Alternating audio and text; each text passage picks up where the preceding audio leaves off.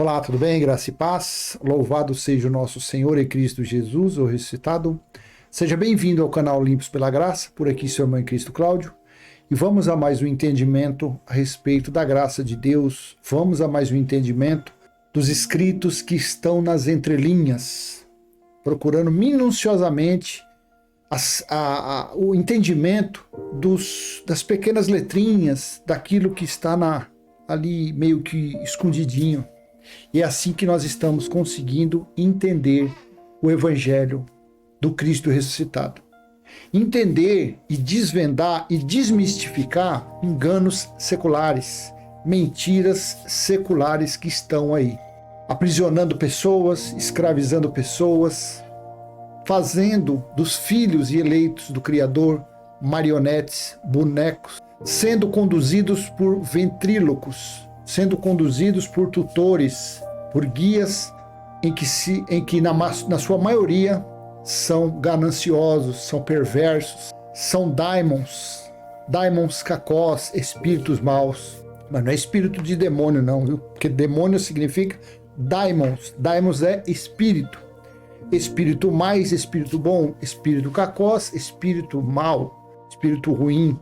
Então eu te convido a ler dois versículos que está em Atos capítulo 5, versículo 30 e versículo 31.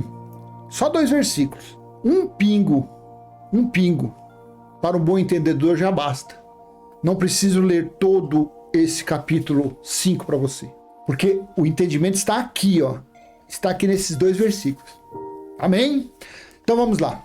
Versículo 30 de Atos 5. Estou utilizando o texto da Nova Almeida Atualizada e vou ler esses dois versículos na Bíblia Viva também. O Deus de nossos pais, Pedro falando, o Deus de nossos pais ressuscitou Jesus, a quem vocês mataram, pendurando-o no madeiro. Pendurando-o no madeiro. Versículo 31. Deus, porém, com a sua mão direita, o exaltou a príncipe e salvador, a fim de conceder a Israel, aqui está o entendimento, a fim de conceder a Israel o arrependimento e a remissão de pecados. Olha que coisa interessante. Deus, porém, com a sua mão direita, o exaltou a príncipe e salvador, a fim de conceder a Israel, aos israelitas, ao povo que faziam parte das 12 tribos de Israel, do povo eleito, do povo tirado das garras de Faraó, tirado da escravidão do Egito, o povo que ele deu sombra, deu água e deu alimento durante 40 anos, o povo que ele fez atravessar o Mar Vermelho, os israelitas. A Bíblia foi escrita de judeu para judeu. A Bíblia foi escrita de israelita para israelita. Aí a gente fala isso, muitos se escandalizam, ficam com inveja, ficam com dor de cotovelo. Nossa, como que pode? Não! A Bíblia foi escrita para todos, porque Deus fez um Israel só. Para entendimento, nós temos que respeitar a época, nós temos que respeitar o autor, nós temos que respeitar o destinatário e o remetente e o destinatário. Afinal de contas, para quem Paulo escreveu? Para quem está aqui escrito que Lucas escreveu a Teófilo, falando, contando esses feitos dos apóstolos? Para que época foi dito isso? Então agora vamos ler aqui na Bíblia Viva esses dois versículos. Bíblia Viva 2002, Atos 5, 30 e 31 versículo. O Deus dos nossos antepassados trouxe Jesus de volta à vida depois que foi morto pelos senhores, pendurado numa cruz. 31.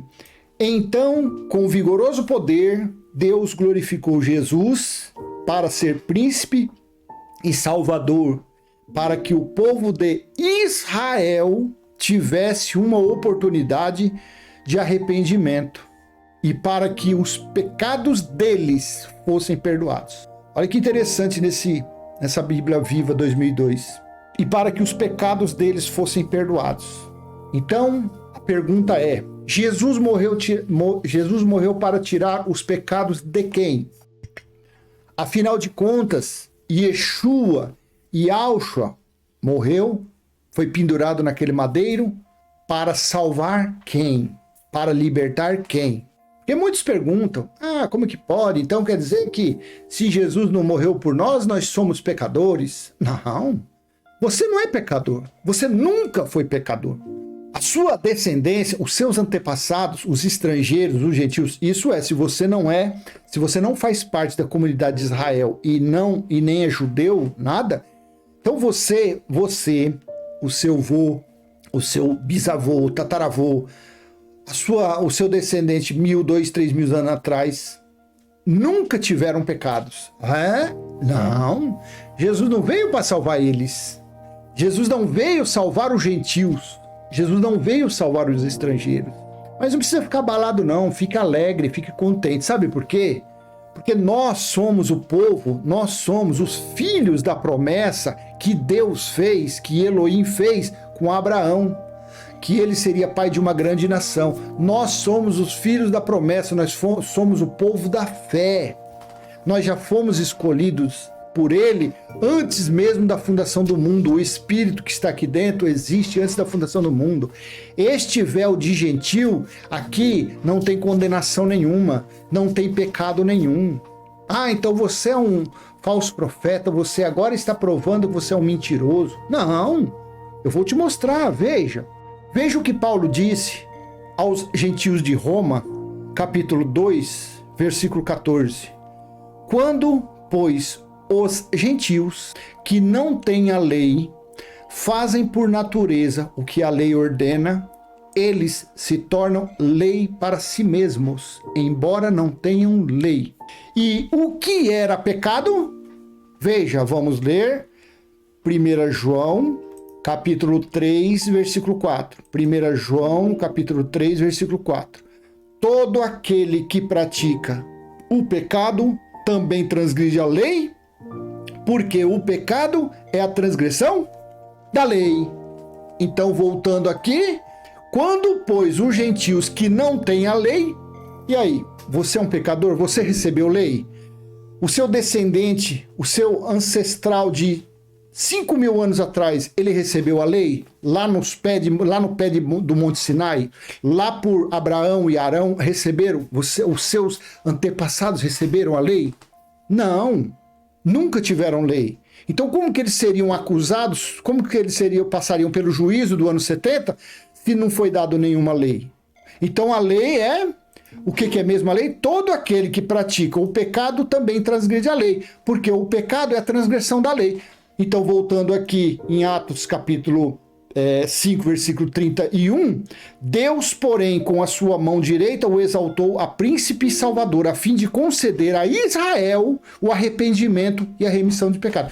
Então, quem deveria se arrepender? Quem foi salvo? O sangue foi derramado para purificar a todos, porém, foi um efeito bilateral. Porém, a intenção principal foi para salvar os israelitas, para levar os israelitas ao arrependimento, para que eles viessem a crer, para que eles viessem comer daquela carne e beber daquele sangue, uma forma espiritual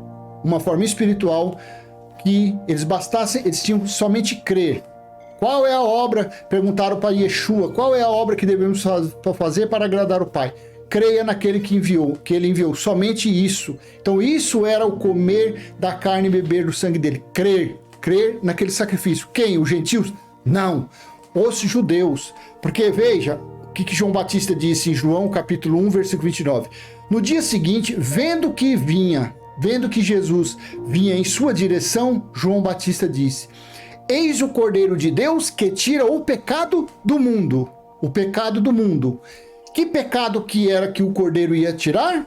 1 João 3, 4. Todo aquele que pratica o pecado também transgride a lei, porque o pecado é a transgressão da lei.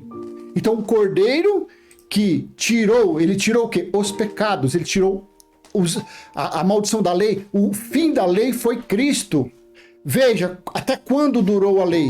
Porque o fim da lei é Cristo, para a justiça de todo aquele que crê. porque o fim da lei é Cristo, para a justiça de todo aquele que crê. Então, que pecado, que pecado que era? O arrependimento de que pecado? Todo aquele que pratica o pecado também transgride a lei, porque o pecado é a transgressão da lei. Mas os gentios, quando os gentios que não têm a lei fazem por natureza o que a lei ordena, eles se tornam lei para si mesmos, embora não tenha lei. Então, Jesus morreu para tirar os pecados de quem? Dos israelitas, do povo de Israel. Por isso que assim disse Paulo, disse Pedro, em Atos capítulo 5, versículo 31. Deus, porém, com a sua mão direita, o exaltou a príncipe salvador, a fim de conceder a Israel o arrependimento e a remissão de pecado. Então eu espero que daqui para frente, você, que nem o batismo nas águas, veja Marcos 1, versículo 1, capítulo 1, versículo 4. E foi assim que João Batista apareceu no deserto, pregando batismo de arrependimento para a remissão dos pecados. Então esse batismo nas águas que foi praticado por João Batista era para fazer o quê? Levar os judeus, os israelitas, à remissão do pecado, ao arrependimento de cometer os pecados. E o pecado era o mesmo que? A transgressão da lei de Moisés, dadas a Moisés. Porém, o fim da lei foi Cristo. Então aqui está a resposta para inúmeras pessoas que entram falando, mas se Jesus veio salvar os israelitas, então os gentios estão todos condenados. Pelo contrário, para os gentios não há condenação. Mas e o que rouba, que estupra, que... Hebreus, capítulo 10 ou capítulo 12, agora me deu um branco. Um desses dois fala, o pai disciplina quem ele ama. Aquele que não é disciplinado não é filho, é bastardo. E isso foi dito antes do juízo do ano 70 DC, que fique bem claro isso. Esse escrito de Hebreus foi escrito antes do ano 70, porém o juízo, a justiça eterna, o estabelecimento do evangelho eterno foi estabelecido no ano 70 DC. Então não adianta você me perguntar, então quer dizer, fulano vai ser salvo, outro não vai ser salvo? Quem somos nós para falar isso? Quem somos, se já foi estabelecida a justiça eterna?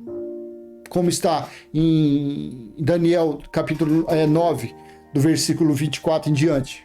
Que o dia do Senhor seria para isso, seria para estabelecer a justiça eterna, um evangelho eterno, e para cobrar as contas dos israelitas. Então a resposta para essas perguntas que fazem, que os gentios então não têm salvação, porque esse Jesus veio somente para os judeus e os israelitas. Eu espero ter demonstrado, um pouco meio complicado assim para entender, talvez seja para um religioso, para uma pessoa que está entrando no território da graça agora. Mas para uma pessoa que já tem a mente de Cristo, isso aqui está um entendimento perfeito. Basta você ler nas entrelinhas. Então Jesus morreu para tirar os pecados de quem? Dos israelitas, do povo de Israel. Porque assim ele disse em Mateus capítulo 15, versículo 24. Eu vim somente para os perdidos da casa de Israel.